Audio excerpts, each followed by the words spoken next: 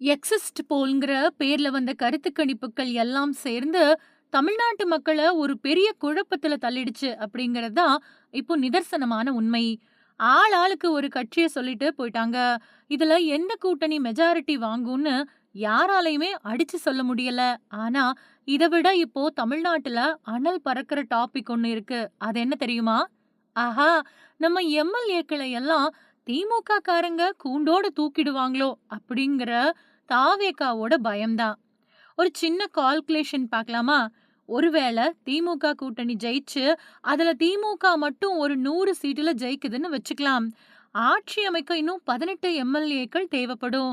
இந்த 18 பேர கூட்டணி கட்சிகள் கிட்ட இருந்து வாங்கலான்னு நெனச்சா, அங்கதான் ஒரு பெரிய சிக்கல். தேமுதிக மாதிரி கட்சிகளோட ஆதரவுல ஆட்சி நடத்துறது அப்படிங்கிறது மடியில மொரட்டு பூனைய கட்டிக்கிட்டு சகுனம் பாக்குற மாதிரி. ஏன்னா, நம்ம பிரேமலதா அக்கா பண்ற அலப்பறைய அப்புறம் திமுகவாலேயே தாங்க முடியாது. அதனால திமுக என்ன பிளான் பண்றாங்கன்னா, பக்கத்துல இருக்கிற புது வரவான தாவேகாவ உடைச்சு, அதுல ஜெயிக்கிற எம்எல்ஏக்கள அப்படியே ஹோல்சேலா ஷாப்பிங் பண்ணிடலான்னு ஒரு தகவல் உலாவிக்கிட்டு இருக்கு. இத கேள்விப்பட்டதும் நம்ம தளபதி விஜய்க்கு லைட்டா ஜர்க் ஆயிடுச்சு போல. அவரு வெளியிட்ட அறிக்கைய பார்த்தாலே அந்த பயம் நல்லா தெரியுது.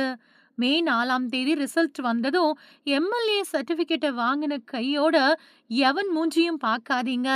நேரா சென்னை பனையூருக்கு வண்டிய விடுங்கப்பான்னு தன்னோட கட்சிக்காரங்களுக்கு அவசர உத்தரவு போட்டிருக்காரு. ஆனா திமுக ஆதரவாளர்களோ சோசியல் மீடியாவுல தாவேகாவ வச்சு செஞ்சுக்கிட்டு இருக்காங்க. யோவ்! நீங்க ஜெயிக்க போறதே ஒரு ஷேர் ஆட்டோவுல ஏத்துற அளவுக்கு 3, 4 சீட்டு தான். உங்க ஆதரவு யாருக்குய்யா வேணும்? உங்களையெல்லாம் எவன் விலை கொடுத்து வாங்குவான்னு மரண கலாய்க்கிறாங்க. மொத்தத்துல ஒண்ணு மட்டும் நல்லா தெரியுது மக்களே.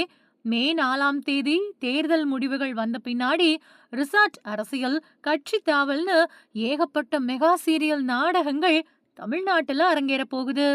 நாற்காலியில யாரு உட்கார போறாங்க, யாரு யார்கிட்ட விலை போக போறாங்க அப்படிங்கறத பொறுத்திருந்து தான் பார்க்கணும். இந்த வீடியோ உங்களுக்கு பிடிச்சிருந்தா மறக்காம உங்க ஃப்ரெண்ட்ஸ் அண்ட் ஃபேமிலிக்கு ஷேர் பண்ணுங்க. முக்கியமா நம்ம தழல் நியூஸ் சேனலை சப்ஸ்கிரைப் பண்ணுங்க. இந்த குதிரை பேரம் பத்தி நீங்க என்ன நினைக்கிறீங்க அப்படின்னு மறக்காம கமெண்ட்ல சொல்லுங்க. அடுத்த வீடியோவில் சந்திக்கலாம். நன்றி.